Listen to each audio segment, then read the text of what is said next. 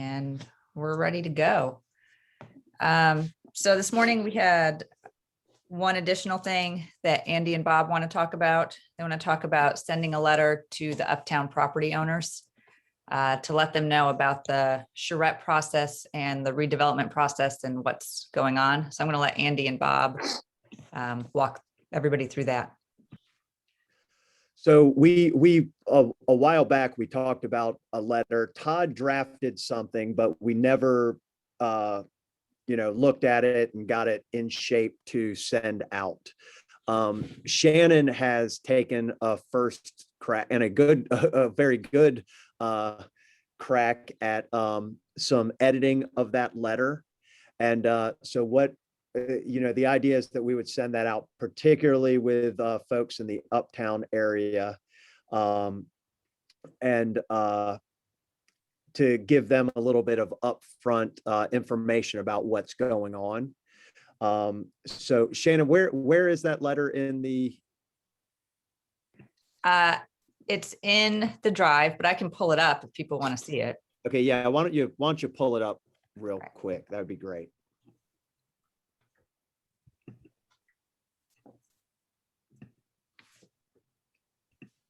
Oh, hang on one second.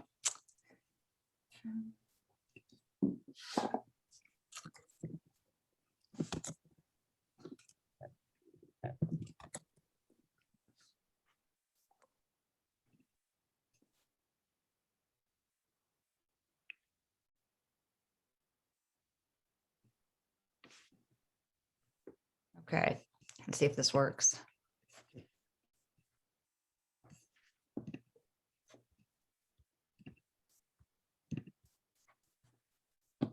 All right, can you guys see this?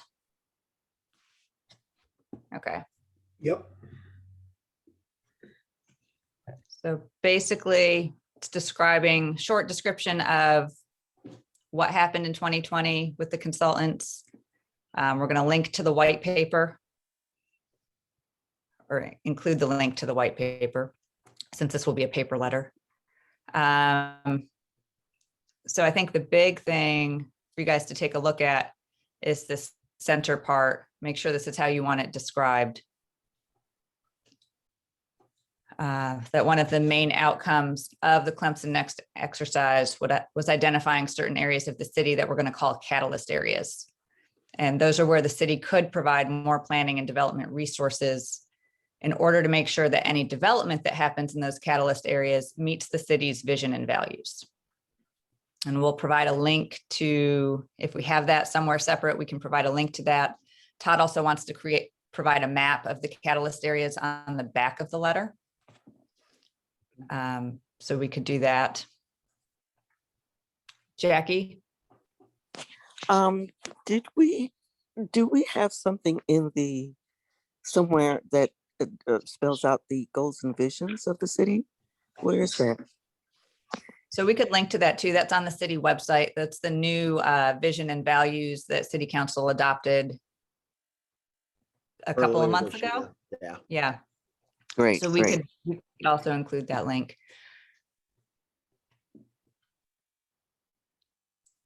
And then the end of this is really about that we want their input, that you guys want their input in the planning process is coming, and how to stay engaged. So this is in the drive. It's in the implementation committee folder. There's a separate folder I created called Charrette, and it's in there if you guys want to take a look at it or take a stab at editing. So just one quick thing, Shannon, can you let's do this. Let's have you send a direct link to this to everyone. I will do that right now. And say, take a look, and by noon tomorrow, provide any feedback. Okay. And we'll do final edits based on any feedback we receive and go ahead with this if everybody's okay with that as far as process is concerned. Bob, I'm good with that. I thought the letter good. Let me ask a question that I sort of mentioned something to you yesterday. I think there might be some value to sending similar letters to people that own properties at the other catalyst areas, like that friend of yours and mine who has some property that's in one of those areas. So maybe not that letter, but I think at some point it would help to contact them. And I like the way that letter sort of makes us allies in this process, what you wrote there, Shannon. But maybe the same kind of notion, just to let them know that, the calloused areas includes property they own. They're certainly welcome to get involved at this point, just to sort of give them a heads up that are not in that calloused areas, but the same kind of reasoning behind it. Yeah, I think that's a good idea, Fran, and we'll have to, tailor the letters a little bit as each one's. The rest of the catalyst areas can be, a little more, a little different, but I think that's a good idea as well. Any objections to that? Feedback by noon tomorrow, and we'll incorporate edits and send that letter out to the Uptown area, with that being the one that we are moving forward with that process, most likely moving forward with that process. And we're hearing a lot from a couple of property owners in that area now about what's going on, when will we be able to start thinking about something. So let's do that. The other thing, just real quick, and we'll talk about this in the next meeting, is that I'm going to make a case and present that charrette is probably the wrong thing to call this. So we'll need to edit that, Shannon, if that's to pass in the next meeting and everyone's comfortable. This is really the charrette. A charrette is simply a process. This is really like a redevelopment workshop to create a shared vision for what the community and property owners and find if there's a sweet spot where we can get on the somewhat the same page moving forward. So instead of calling this a charrette, because it's more than that, I think calling this a redevelopment process is more appropriate, but we'll talk about that later. Any other comments about that item? All right. What's Okay, next? our other item this morning, we talked a little bit before about creating an accountability committee for after the work groups were done meeting, to move that forward, and that would be a citizen-driven committee. But something's come up in the traffic and transit committee that led me to look around a little bit more at how other communities deal with this. So the traffic and transit committee really wanted to create a task force to get to work quickly on some of their recommendations if they pass, if city council adopts them. And they wanted that task force to be people that had the power and not necessarily the power, but the knowledge, the subject matter expertise to make their recommendations happen. And so their task force that they were looking at included the city engineer, public works, people that could really make those recommendations happen. And there were a couple citizen components in there as well. People that had expertise from the university and from the community to drive those forward. So the last thing I want to do is create a bajillion committees at the end of this and stretch everyone thin. One of the ways some other communities have gotten around this is similar to our standing committees, like the Business and Economic Development Committee. So they've created a traffic committee that's like a 2 to 3 year commitment, and also a housing committee that's a 2 to 3 year commitment for citizens. But then they also have very detailed, it's very detailed in who else and what type of expertise they want on that committee in order to drive those things forward. So I guess my question to you guys is, what do you see value in having going forward? Kind of the implementation, very expertise focused, we can make this happen, or the overview, just checking in accountability? Are you thinking both? I just wanted to get your thoughts on that.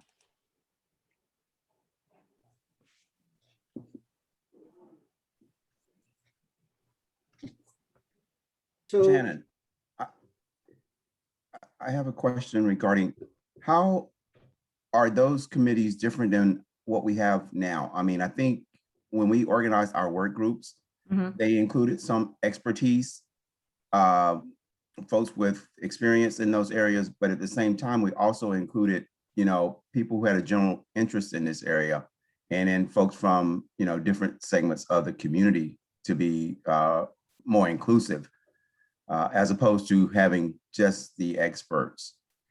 So I think the difference is there's city staff. So there's city staff on those committees that can drive policy forward and make changes and access to budget information and can really move that conversation and those items forward. So that's a change that we don't see right now. And I guess the other concern is for the citizen component of the work groups you have now, they didn't sign on for a long-term commitment. So, there's a lot of different ways to handle this. I'm just bringing up some other options that I've seen other places.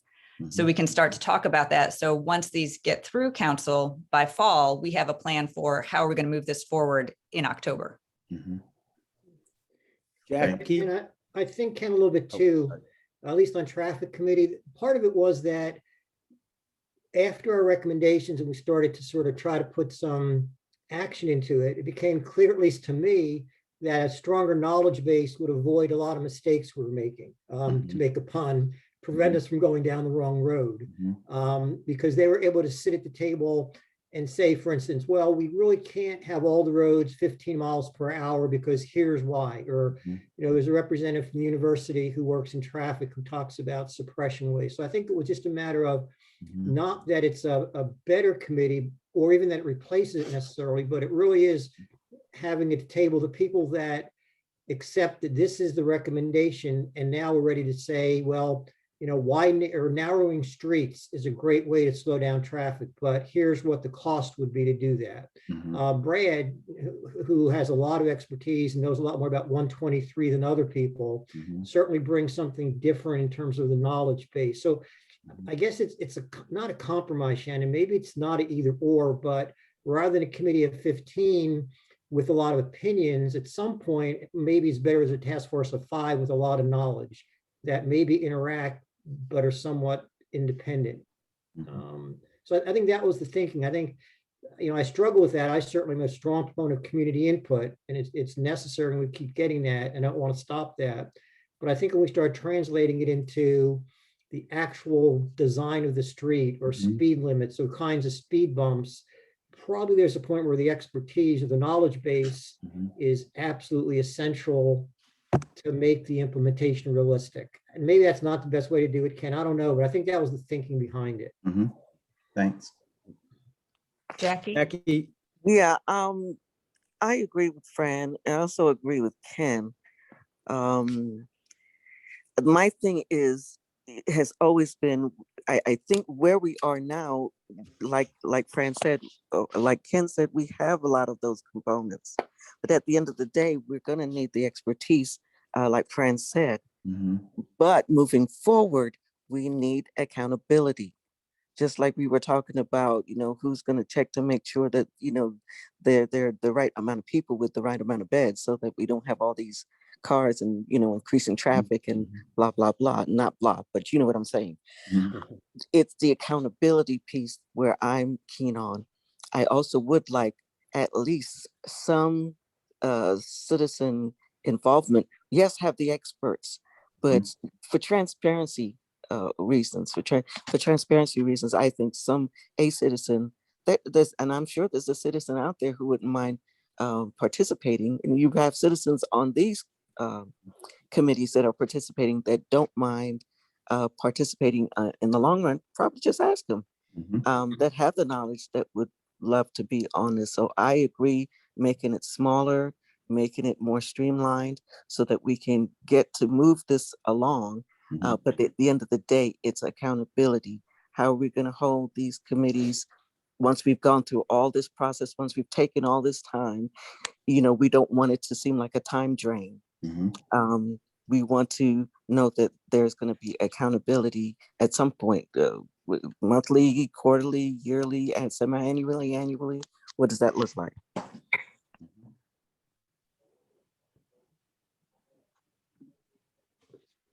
Andy? I was just going to suggest that instead of having staff as actual members on committees, maybe we just look at agendas, and then we can determine based on what y'all are talking about, which staff person might be the best one to sit in on a meeting so that they can work with your ideas, like Fran said.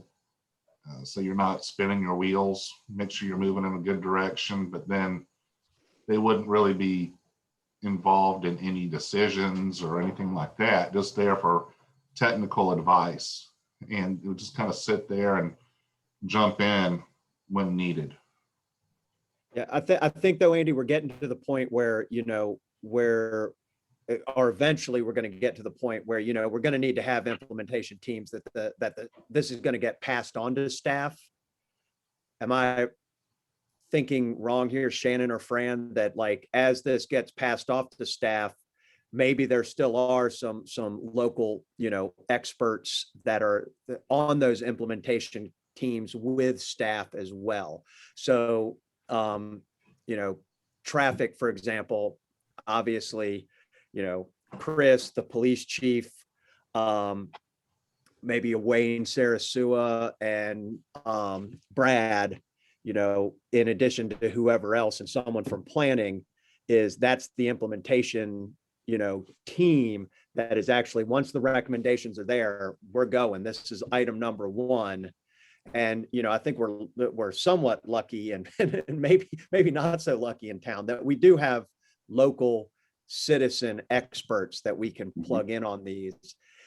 And my thought would be that in addition to that, with the implementation teams that are working on each specific area, I still think that we do need a few resident citizens that are just the overall, again, come to council quarterly and say, what the heck are you guys doing, you guys and women doing on all of these issues in regards to the white paper plan. I think there is that accountability level because, with everything else in the world, going on, that it's easy for things to slip to the back burner. And I think it would be good to have a group that is coming to us and keeping feet to the fire. So Bob, these committees, if staff were on them, they would still make recommendations to city council, or they would be just following up and making those recommendations happen. Yeah, these again, and I wouldn't even call them committees. I don't know that committees are the right term for them. Again, like I like something like implementation team or something like that, because again, at the end of the day, it's going to have to be staff doing the actual work of figuring out, if it would happen that everything would work out and we could do the rear access road along Tiger Boulevard behind the fast food restaurants. And staff's got to be pulling that together. Council's going to have to approve it, obviously, and everything that goes in, but staff's going to have to pull together all of that work to get that project ready to go and manage the project and those kind of things. And then we just need people to keep everything, be watching over it, and then staff report back to progress on those items.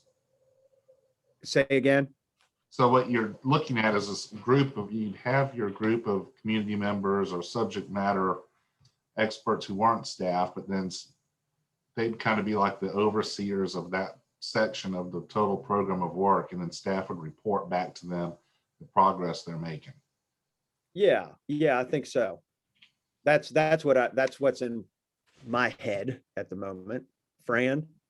So maybe listening to what Jackie just said too, maybe there's 3 or 4 tiers to this. So maybe the first tier remains some level of the citizen traffic and transit committee. I mean, just some members and want to keep going. Then sort of the expert, knowledgeable people that can make it happen, which could be staff as members or not, but obviously the staff answers to Andy, not to any committee. So we have to keep that clear. And then maybe the third one is this accountability committee that is accountable for the whole project as opposed to each piece of it. So there's not a separate accountability committee for transportation or for housing. Right. There's one who can integrate the whole thing. So then the structure is sort of at the base is the continuing citizen committee. In the middle is this implementation task force, whatever you want to call it, Bob. And then at the top is the overall Clemson Next Accountability Committee. Knowing that each of those, have a long-term role and have to coordinate. And I think Andy, and you and Shannon probably and Bob can decide what the best way to do it in terms of city employees and what's their role. But I think it'd be nice to have them involved in task forces just for their perspective, so we're not wasting time. It's like, Bob, remember after our meeting last week, Chief Campos was talking to us about some of the issues with 15 miles per hour speed limits uniformly throughout the city, just as an example, right? Which I think was good information to know in terms of implementing. So I think maybe 3 or 4 levels would be citizen input, expert input, overall accountability committee, or a model, something like that. Mhm.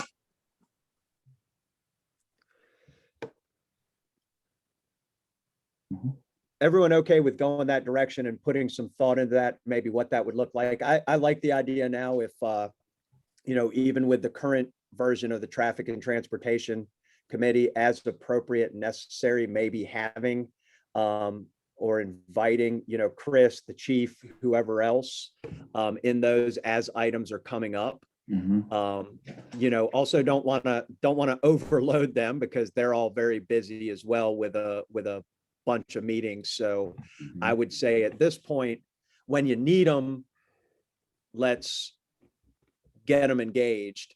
If for some reason you don't think you need them there with whatever the discussion is that day or a continuation of whatever you've been doing, maybe keep it a little organic at the moment.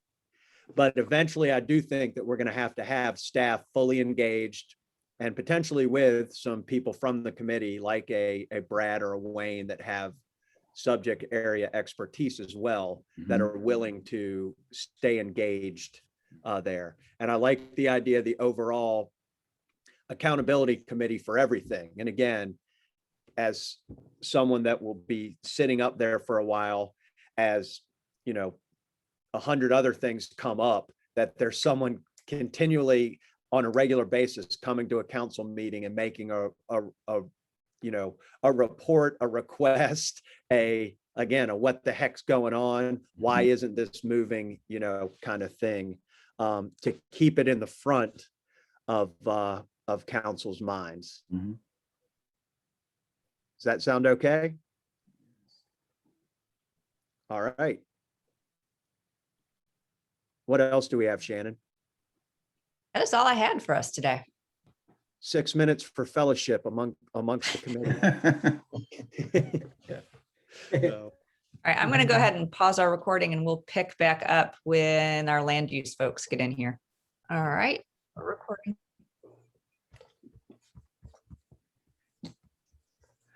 Okay, so we were going to look at the recommendations we looked at last week, but Bob's got something else he wants to go over with everybody first and get your input on.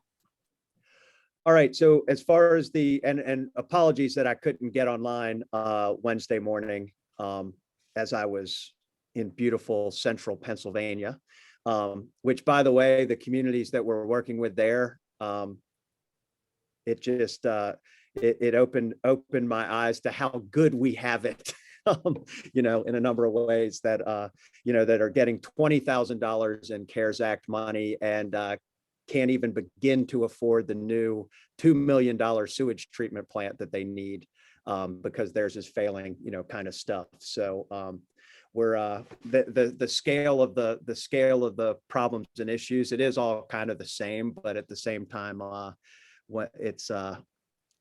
it's interesting to see and see what's going on elsewhere.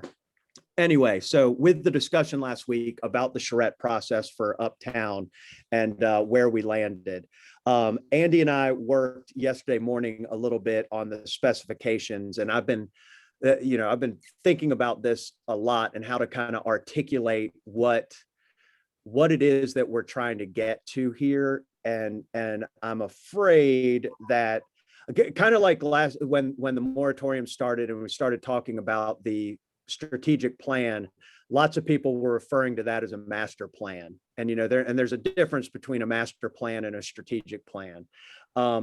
While a charrette might be part of the process or one of the ways that any group that comes in look at the uptown area.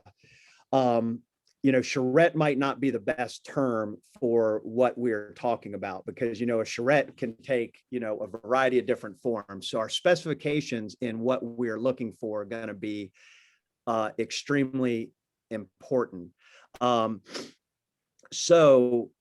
the context and understanding that the firm has is of, Clemson in the area is going to be really important. And as I've said before, we are going to have to be really vigilant about making sure whoever we end up working with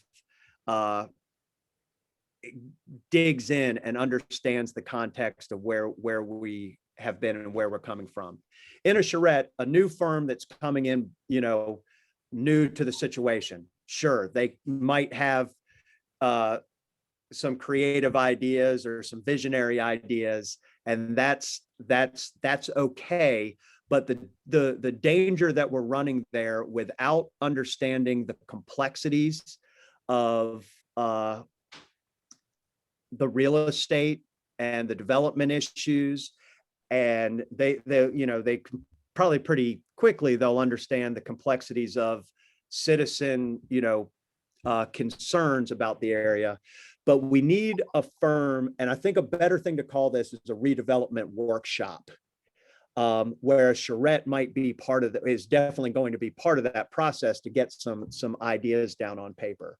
But a redevelopment workshop that the goal is to come up with a shared vision for the redevelopment of the uptown area. And in that goal, we need to have a implementable, economically viable plan, given the real estate and development complexities that will come along with that entire area. So, and there's not a ton of firms out there that do those things, that have both the planning and the real estate development, economic development, and economic, understanding of real estate and land assembly and land acquisition and those big complex deals. You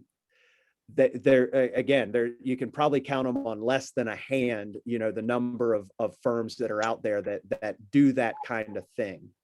And the worst outcome of this would be to have someone come in, do a charrette, have, some concept laid out there that the city residents get excited about, but is not economically feasible, is not feasible within, the realities of development and real estate development. So my big concern is that we have to get the specifications right, that if we put this out as a request for qualifications or a RFP for this process, we've got to be really, really specific about what we want to get, because it is more than just a charrette. I don't like using the word just, but just a charrette to come up with design ideas like this could go here, this could go here. Here's some different ways to think about it. We need to get to that. Plus, is there a vision and a concept and how we do development that we can get to that balances the needs and desires and concerns of the community with the needs of the and desires of the property owners as well. That's, again, balanced and fair and economically viable. So it took me a long time to get to that point of being able to kind of articulate why, from the beginning, development strategies has that, starting on second or third base with that context of what's going on. And also is one of the few firms that has real estate expertise, development expertise, the economic expertise, all packaged, together as a firm. But there are others out there, and there's firms, there's design firms like, people have talked about Boudreaux, but Boudreaux would need to bring in some other expertise and pull together a team on this to get out of it what we really need to get out of, and that's that plan based in, concept based in the economic realities of real estate development, land acquisition, land assembly. All right, Dr. McGuire. And just to quickly give some context to this, so council is talking about the next step in terms of what Bob just described. And some of the discussion has gone around with whether we retain the firm that did the white paper or go out and get another group to come in and do it, have a bidding process. And I brought up with Bob yesterday or 2 days ago, maybe, that it's hard, I think, for council to decide that without a clear picture of what it is this group's going to do, sort of the next step. And I know we kept talking about they're going to do a charrette, but I don't think that's enough to help council along. So I think, and again, I think Bob agrees that, and Andy, that it would help council a whole lot to have a better idea from this group. What is the task of that, of the group that's going to come in next? And I know when Bob just said this is not solely the charrette. So anyway, I think, Bob, that's fair to say that's the context for this, because council, I don't know, next week or the week after that is going to talk about who should this group be? How should we solicit? Are we going to do RFQ or RFP, or what exactly we're going to do? Bob, and Andy, that captures it? Yes, no? Yeah. So I think, Andy, you're putting this back on the agenda for the 7th. Is Andy still here? Yes. Yeah. I'm going to put it on the agenda for the 7th, but I need to know what council's going to be deciding. What I was thinking based on our conversations was, one, I think it's probably foregone conclusion that it needs to be advertised. And the reason for that is I want to make sure every person on council has full faith and confidence in the firm and the direction they went. Because the decisions are going to start getting pretty hard, and I don't want anyone to look back and think, what if? But the question we really need to answer is, in response to Councilman Duckworth's concern, was, will we allow development strategies to submit a proposal or not? So one, I think you all came to the conclusion that if putting this out for bid, that recommendation would be that development strategies would and should be eligible. We've talked about that. Is everybody still comfortable with that? Because again, the council, as you might remember, when they made the decision and were going with the firm to do the white paper and the strategic plan, said no follow-up work. And the good the good intention of that was that we've probably all seen plans, and I've seen plans, that every single recommendation is a recommendation to do a follow-up plan. And we didn't get that from development strategies at all. We got the traffic plan, which again, that wasn't something that was really in the scope, or we would have had to do a major, negotiation of an additional scope. We got a recommendation for a traffic plan, but we expected that because that wasn't in the scope of the project. The plan for Uptown really became a running out of time issue more than that's what they wanted to put in the plan, was this recommendation, because we were on a very, very, very tight timeline, and council wanted the plan delivered by November 1st so they could think about it, and that it was having effects on the moratorium and all those kind of things. So had the city and council at the time been willing to say, we're okay with the white paper not being done, or we're going to take, these first group of recommendations and get going, that this could have been a negotiation for a scope increase. And the reason that they came to this conclusion was because as they talked to people about this area, there was a high level of emotion, and it was the right thing to do. Instead of just, giving a plan and a concept, they said this one needs a little bit of a deeper dive, because it is so important to the city, as it being the extension of our downtown district, that it needed an additional look to get to see. I think the way Matt kept putting it was to see if there's a there. If we can get to a point where we can find, a concept, a solution, a vision that's okay with the citizens, and that will work and be economically viable, maybe not top dollar economically viable, but economically viable for property owners. If this area is to redevelop, there's bigger opportunities there with the lakefront location and that kind of thing. So that's why, and those were the only two kind of, extensions of the plan, which is pretty amazing, and was really more of a timing issue than it was we wouldn't have ended up having them do it anyway plan, if we would have been willing to say, all right, February 1st for the delivery of the final deal is okay.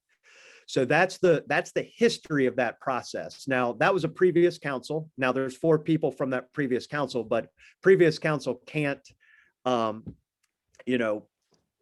do something that makes the next council, bounds the next council to that decision. So if council can vote to say, yeah, you know what, in retrospect, that's okay, and we're good with development strategies doing follow-up work. And I think there's a pretty solid argument that this is an extension of the project if they would be the ones selected during the process.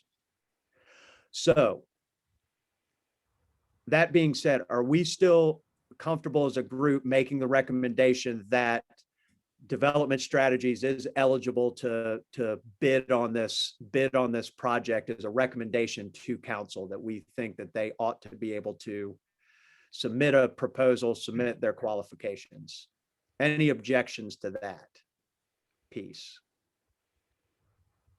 All right, the more important piece is that, call it a charrette, call it a redevelopment process. The most important thing is that we have a clear recommendation that, as council moves forward with this process, as far as what the outcome is that we're looking for. And that's where my mind has been on the outcome. And as I said with way too many words, I'm going to pull up here what Andy and I did the other day.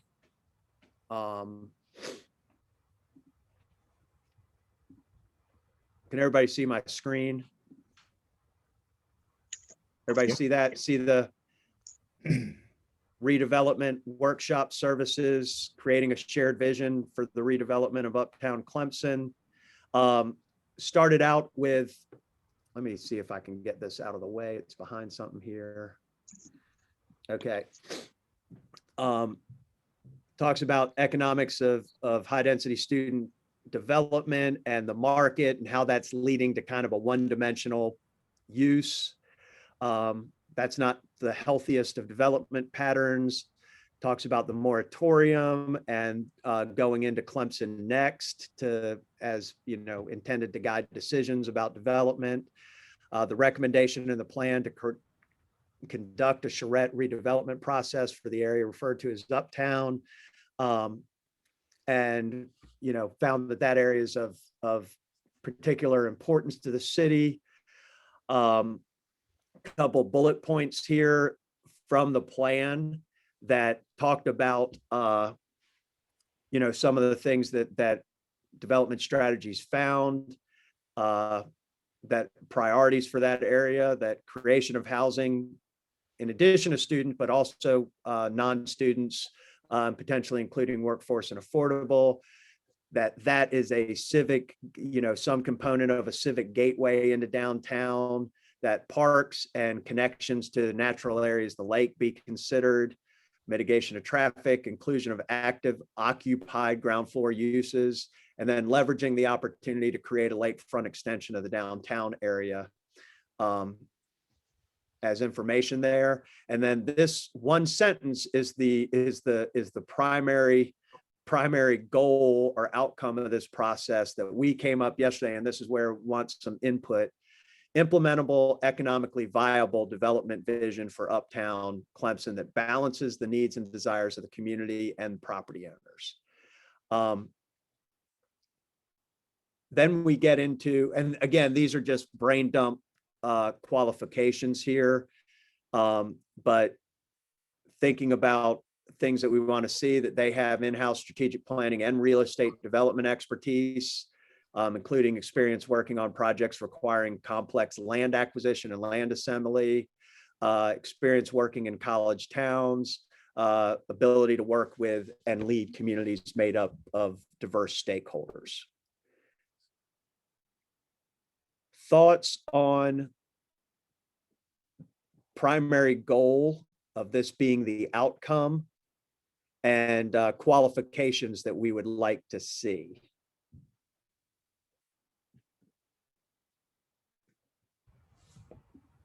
Well, I'm back from my travels, so of course sorry to jump in. I'm catching up on what a lot has been done. So, yeah, I have some thoughts regarding this. First of all, I think the process should probably involve a series of workshops. I think charrette is probably not the right term. Typically when we do these kind of things in the academic world and we prepare our students to do in practice, the idea of having 3 workshops is a good cycle. The first one is about ideation and understanding the issues and facts of the problem. Then the second one is is regurgitating that by the consultants and presenting it back to the community for then feedback and review and critique. And then the third workshop would be to kind of finalize the product. Generally, those need 3 to 4 weeks between each of them. It also gives the opportunity for different people to participate in the process if they're unable to attend a single specific date. And it allows for the refinement of that, of what is computed in the in-person workshop to be actually discussed and presented and debated in the public view, as opposed to having one workshop, then the consultants go back and package what they think they walked away with and come back with a report. So that's one thing I would say. I think the qualifications need to have urban and community planning expertise, urban design and community planning expertise in the qualifications, because that's the more physical, understanding the more physical issues with whatever is proposed. I guess the big question I have is, to what, role are we playing in simply defining the framework and guidelines and the boundaries of development versus actually coming up with a viable proposal for development?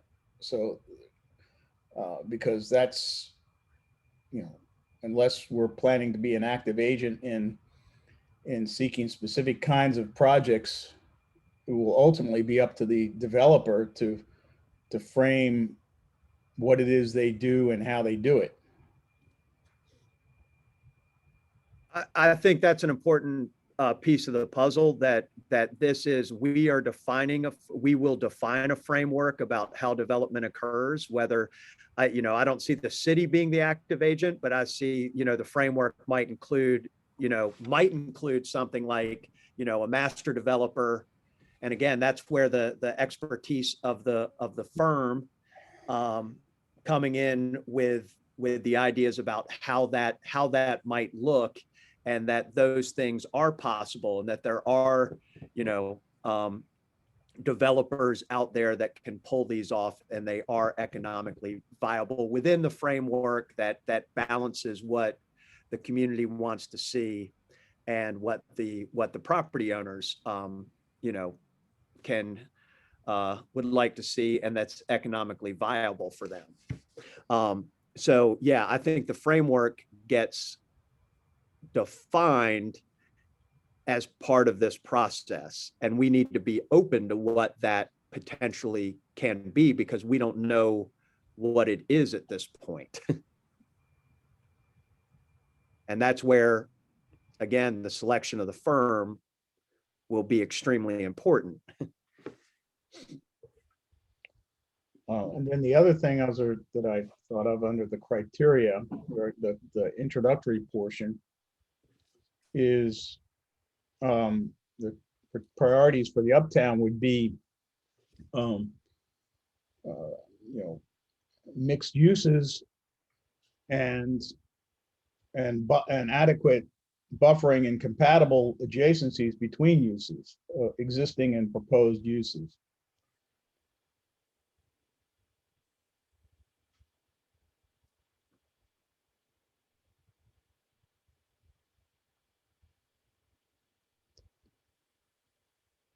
Viable mixed uses and an adequate buffering and transition to existing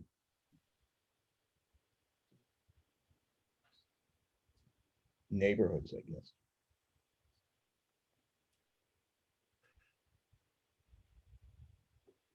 So something like that the area be truly, that it become truly mixed use instead of this monolithic ground floor student housing with unoccupied ground floor retail. Right. Adequate buffering, transition and compatibility between uses and to other surrounding properties. Something along those lines, David? Yeah, neighborhoods, or whatever. Yeah. Okay.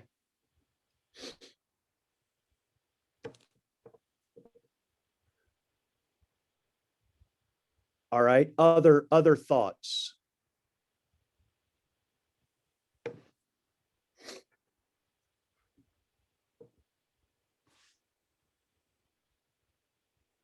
Hey, Bob, I think one thing, and I'm sure this is going to happen probably fairly quickly in the process, but I would think a lot of the property owners, you know, obviously some are going to be at odds with this whole process, because they're going to look at highest and best use of their property and go right to student housing. But I think the one thing that's important is to understand what the baseline highest and best use is from what the zoning is right now, which really doesn't lend itself to any of these larger student housing complexes because it's zoned CM. I think a lot of people that own property like this see dollar signs based on what it could be developed to. And so I think, you know, and I don't know the back channel conversations with any of the property owners or not, but you know, that's probably what's going to happen. And I think that's what's happened on Kiwi Trail, where a property owner believes it's worth a certain amount of money, but it's based on a zoning that they want to attain. And the city has kind of come back and said, no, we don't really want to do that. So, you know, I don't know where all those conversations are, but I think that's going to kind of be a stake in the ground from their perspective and this committee's perspective, is to look at, you know, the zoning right now and what can be done there, and, you know, values and that type of thing. Because anybody that comes in and does this charrette, or not charrette, but this plan is going to look at that, I think, just from the start. Just some thoughts. Yeah, and I think that's, again, where a firm that has an understanding of, you know, the real estate, and, you know, from that perspective, you know, and bringing that perspective into their team is going to be vitally important so that, you know, they can get between when you say highest and best use, I think the better way to put that is an individual property owner is going to look at the highest and most profitable use of their property. That might not be the best use in all cases, but the highest and most profitable, and getting somewhere, seeing if we can find the place where we can get between, community, some level of community agreement and vision that balances the highest and best use for the community and the property owners, still being able to have an economic, a reasonable, good economic benefit from their property based on, whatever that vision is. Yeah, I mean, highest and best use, it's, as it's an appraisal term, and Yeah, best probably not the, it best doesn't really, isn't the best term. Yeah. yeah, exactly. But from a strictly a value, they're gonna look at that and say, this is what most likely can go there, getting the top dollar for your property. But that, and I guess that's what I mean is that that is not necessarily gonna be going to be on point with what the committee, council, the neighborhood thinks, and someone that owns property in that area, which I think we all know that. That's probably why we're here. So Yeah. I mean, I think that's a great idea, Tom, and that should be part of the scope of services. If they come in with a baseline development potential based on existing zoning, so that we have that, we know what that is. agree. And I think a lot of these property owners might be surprised at the limitations of CM, especially if, I'm not sure where we are with the, the kind of the disallowing residential and commercial areas, to the effect that you have to go through a PD. You're limited there. Fran. So, and this may be part of that same discussion, but I think, and this may be in here, Bob, it also would be useful from this group or someone else to give us actual legal input on what we can do and what we can't do. The whole legality of taking and all the stuff we've heard words of continues to be a major block to what we do. And so I don't know if that's within the purview of companies or groups like this or we're soliciting from, but it would help a lot to have some legal perspective in terms of what's legitimate and what is overstepping, what's problematical and what is typical, because that's going to be an issue at some point down the road, for sure, I would think.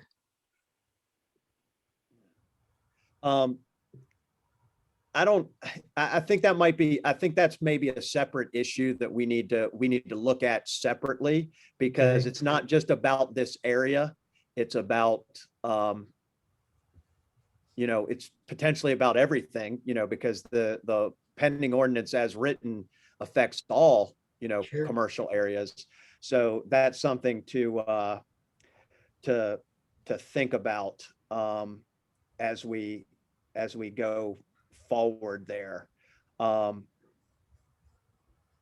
it would be nice to know some of that before we got very far down the road, because we've had this other times, right, where great plans can be quickly sabotaged by a crafty lawyer. If that's going to be the case, I think the sooner we know what those issues might be, the more we're prepared to include them in the planning, or at least in the thought about planning. Yeah. Now the problem is, again, is that this area of law is not, there's not a ton of great precedent. So every single case is weighed on the facts of the case. Right. There are some things, and there's some, different tests that are in the precedents that they talk about. And, and I think we've got we're not doing a total taking. There's no way that you could ever say that we're doing a total taking. because we're taking one use potentially, and not even, I wouldn't even call it taking, because the way that this occurs is really an end around that developers have figured out in the zoning code, and unintended loophole that is leading to an unhealthy development, a very unhealthy development pattern. So again, it's going to be, we do need to do that, Fran. But I think there's another path, and if we need to do that, we need to do that soon. I think you're right.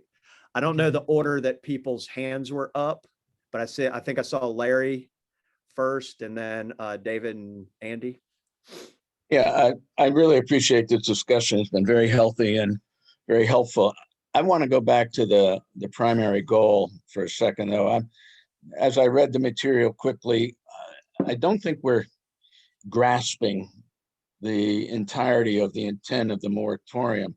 If we could, and again, everybody can disagree, I think we need to insert in your primary goal, going back and balancing the vision and goals of the city, the needs and desires of the community and the property owners. I think we need to go back to the new vision and goals of the city and have that included in the primary goals of this primary goal of this process.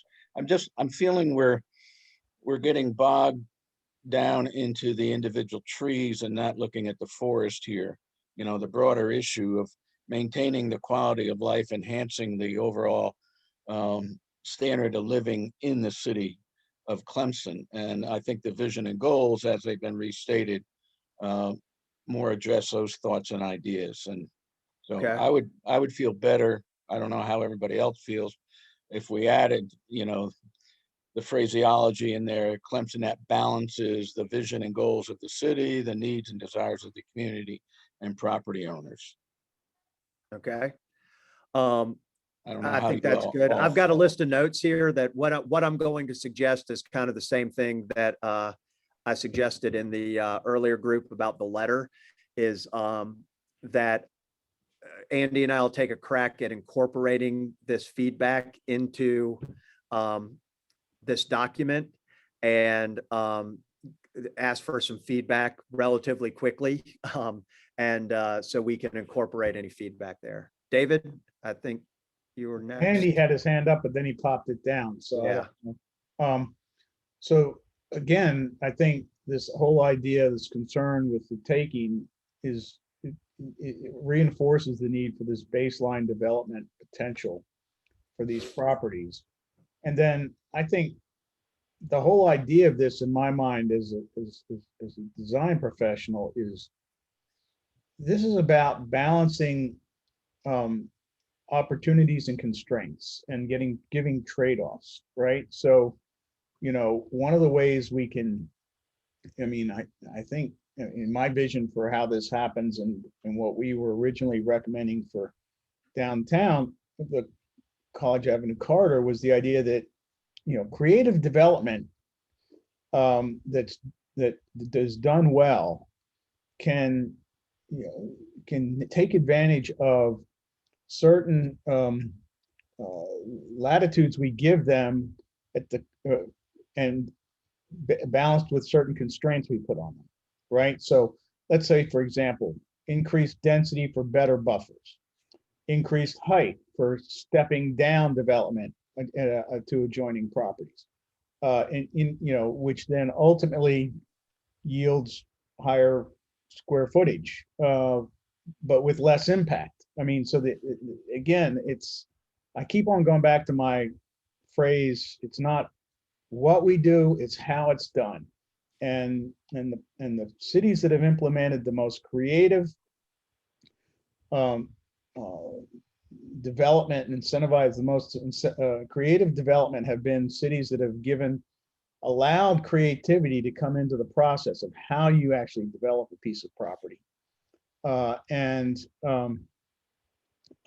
so, I think I'm hoping that we're all going into this with the understanding that it's not about a lose-lose situation for the property owners or the developers, but it's about protecting, it's about incentivizing creative, sensitive development.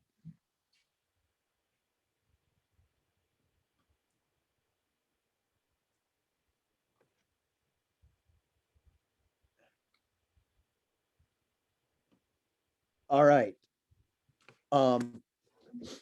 Yeah, the easy part of that is convincing property owners that have a number in their mind to do something different, or think about projects from a bigger perspective, if that's how you do it, not their own individual property.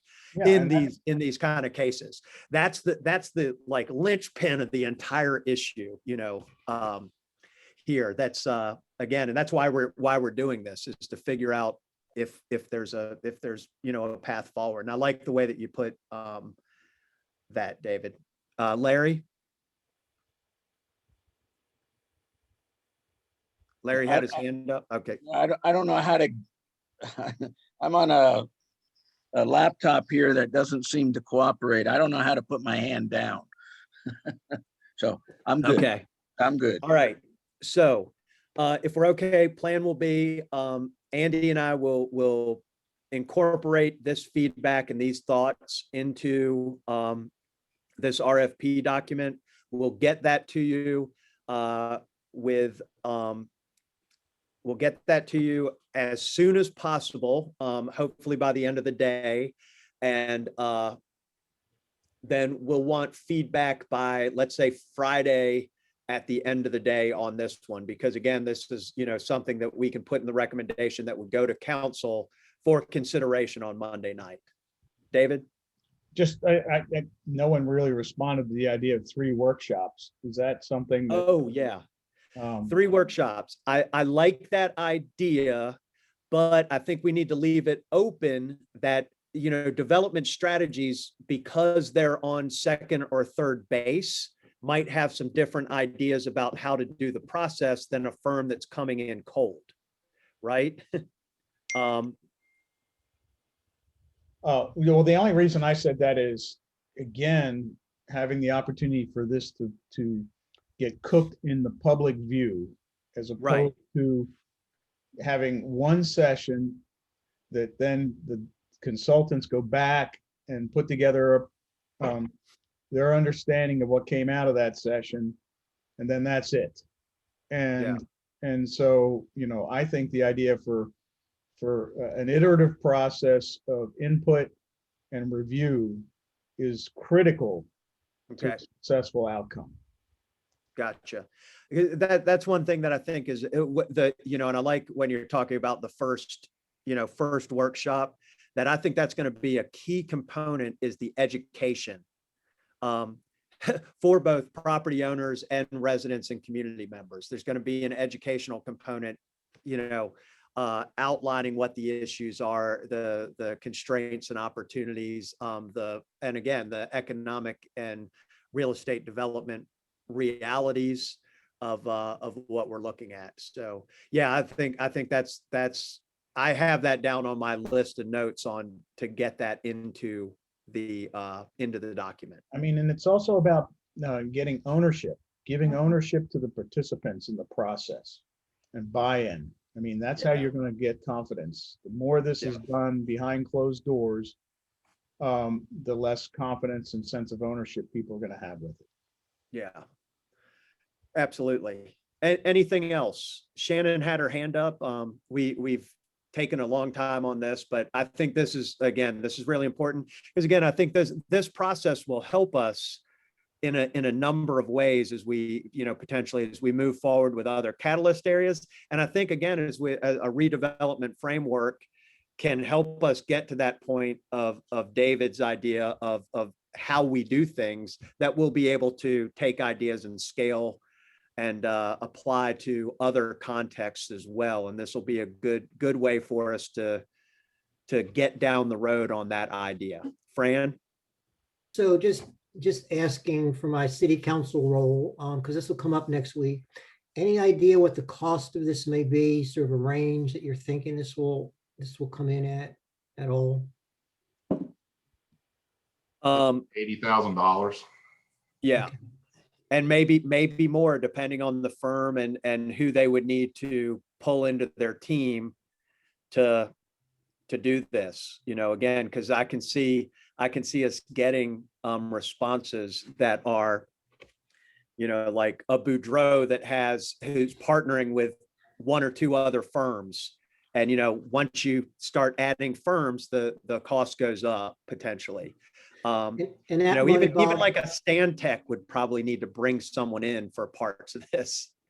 and that money will come from the money already allocated to us. So it's not additional money. It's what already was Right. in the budget for us, right? We had already made the recommendation to go forward with this process and already been thinking in that $75,000 to $80,000 range Good. previously. And there's different ways that we can go through the process. We've decided that we're going to advertise it and open it up for proposals. So I would think that somewhere between, I won't be surprised to see, you see things all over the map, but to get the right firm, I think we're talking in the $75,000 to $80,000 range minimum Okay, thanks. to do what we're suggesting. Shannon, I think, had her hand up first. Yeah, so I just wanted to reiterate that based on kind of what we're doing with Clemson Next, the idea of the 3 workshops and more citizen input and being more public about it really seems like the way to go. And because this is not my area of expertise, when I'm talking about this with people, what is the outcome that we're expecting? Is it a plan? Is it a new, because we've talked about so many different things. What is the tangible outcome that we want from these workshops? Do we know that yet? Or we're getting to that point? Let me work on the primary goal of this a little bit. And I think that will come into view. I think it's a conceptual, maybe some conceptual ideas about what could, happen here.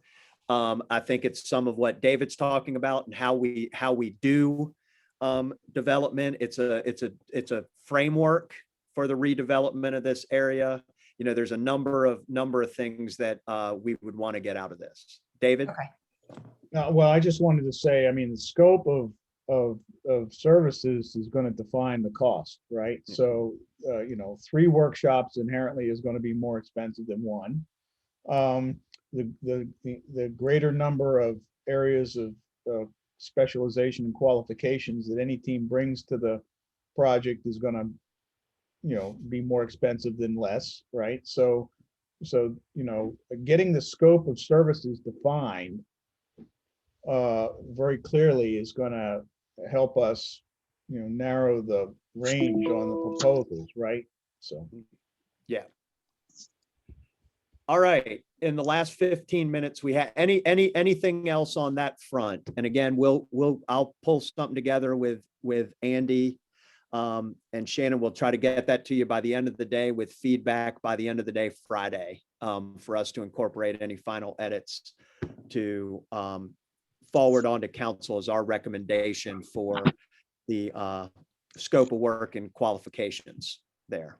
Anything else? All right, last 15 minutes, Shannon. There we go. Yes, so I wanted to go back and look at the recommendations we looked at last week.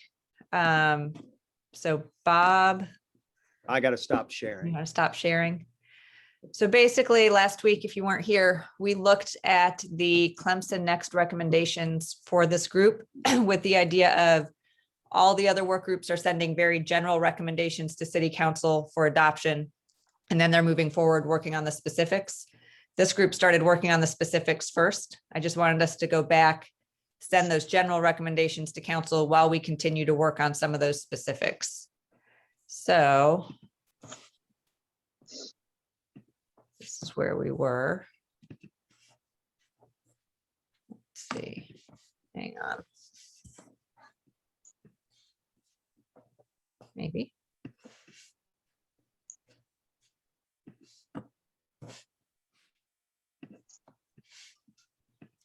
All right. So we've had some folks go through and make some edits. So we'll just run through these really quickly. The ones that are not highlighted, you guys looked at last week and you were okay with. So I'm going to leave those alone. I'll send these back out to you again after the meeting today to look at again. Under the small business ecosystem, David suggested we add the word functional, that we require the creation of affordable and functional retail space in any new mixed use development. Does everybody seem okay with that? And the note says Would- that includes parking, access, viable outdoor space in front of retail establishments designed for restaurants and things like that. I would think also adding something about like office opportunities for office and professional space as well, and they enhance the small business ecosystem. Okay. In mixed use. Okay. I'll let you know the Business and Economic Development Group is looking at that too. And they're looking at some wording that includes providing incentives for building that space out. So it'll be a little bit of a different path than what you're going on, but similar, I think. Let's see. So support the creation of affordable housing. So the housing group sent this forward. They are suggesting creating a housing trust fund, like David had included in the comments. And so just the idea that we're also looking at including affordable and workplace housing into the catalyst areas. I think this one probably also needs another explore creative private equity funding solutions for affordable and workforce housing, Okay. as well as the public and nonprofit. Do we need to include nonprofit in there with Shaw Center? And The housing group really covered that with their recommendations. So Okay. I don't know if you want these to read exactly like the housing groups or just it's your take on it. Okay. Yeah, or if they are suggesting something, in those lines, I think I like to see a three-pronged approach of public, nonprofit, and private, including not just looking at developers, but there's some other creative models out there that uses private equity for affordable and workforce housing. Right. And they've looked at that Charlotte model. Yeah. So I'll go back and look and see what they're Yeah. doing. For facilitate student and non-student housing, to cultivate student housing development in specific catalyst areas. I think we're on the way towards establishing purpose-built student housing as its own use category. Thank you, David, for adding that word. Well, it should be zoning classification. And what's the terminology we need to use that's relevant to the zoning ordinance? And All right, I will look that up and see what we have to use. then I started that comment down below, but then I realized it was in the overlay thing. So I don't know. Okay. So maybe it's appropriate as a use in overlays, but as a zoning classification, as a broader framework. Okay. Again, I'm just not sure. All right, I will talk to staff and see where this falls and where we need to put it. So in the overlay district, the ones we wanted to come back to were consider removing high density multifamily, even as mixed use by right from all non-residential districts. It could be allowable in a planned development.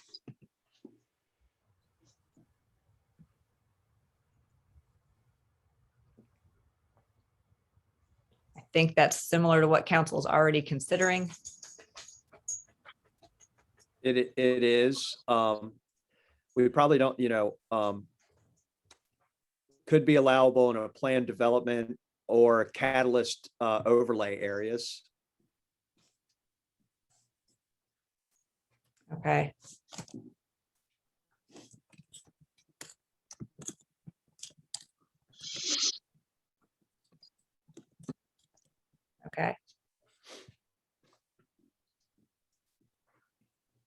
We're moving forward with the overlay districts for those catalyst areas.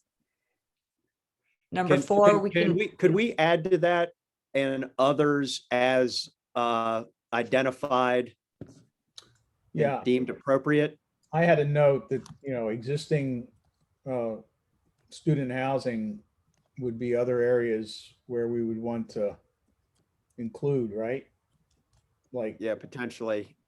you know, And, even our existing core downtown area might be one that we want to get to. Okay. Based on our discussions today, I'll go back and take another crack at the Uptown District one, this next one, and send it out to you guys. I think this one is basically just recommending the charrette process or the redevelopment workshop process. Everybody seemed okay keeping the far north, near north, and Pacolet Milliken kind of on their same path. Last week, there was a little bit of pushback on hiring someone specifically for this deputy administrator for development. And I think the group wanted to wait and see kind of how the hiring recommendations for all of Clemson Next worked out and to see how those could be potentially combined or move forward.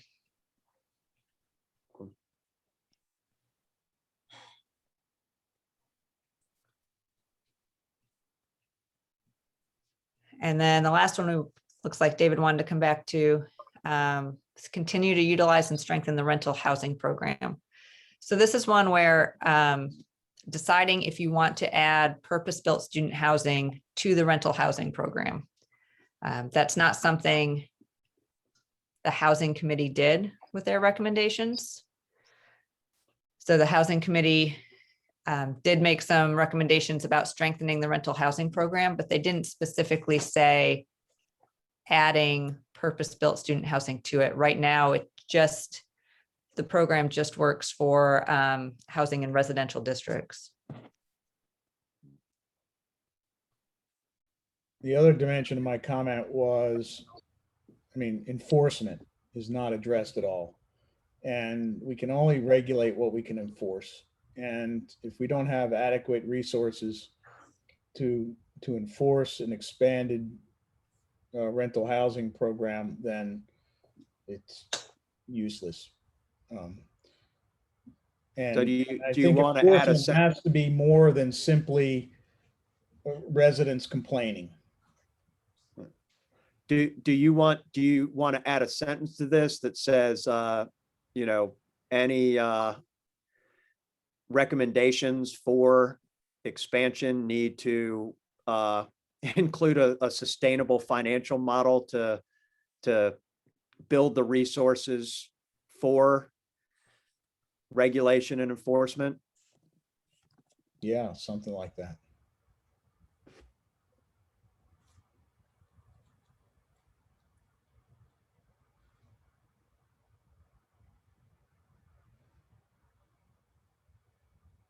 Okay. I will put Something these along edits those- back in and send this back out to everybody. To take a look at. And please, y'all, I'll send you the link to the Google Doc. You can edit in there. You can put your suggestions in there. We can work on this throughout the week if y'all want. Mhm.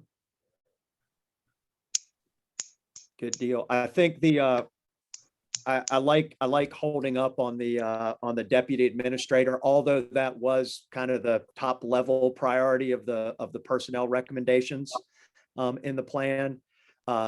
As we make a decision on the new administrator and that person coming in, I think we need to make sure that that individual is involved in that decision-making process and might have some ideas about how to reorganize better to do some of the white paper stuff, and let our new full-time administrator have a good degree of input in that process. Anything else? Shannon, do we have other items, or did we make This it was- through? This was it for today. All right. Well, thank you all very much. I think that was a good discussion, important to get us to that point. Like I said, this process with Uptown, I think will be if we do it well and we do it right, this can also act as a guide and model, and for us moving forward with other areas, and as we think about how we do development throughout town moving forward. Fran, let's not forget to get Andy to check into and think about how we go forward with thinking through the legal implications and ramifications of what we're doing there. Again, it's pretty, it's a gray area, a little bit of a gray area of the law. Not a gray area, but again, it's an evolving area of the law. So I did a bunch of reading about that too. So I haven't had a ton of problems sleeping lately or getting to sleep and reading through some of the cases and precedents that have been set in this area. So, all right. Well, thank y'all. Let me know if you need anything. We'll send out the letter, a link to the letter, feedback on that by, I think we said noon tomorrow for that one. We'll send out a direct link to the scope of services and request for proposals by the end of the day today, with feedback by the end of the day Friday. All right. Thank y'all very much. Have a good day. Shannon and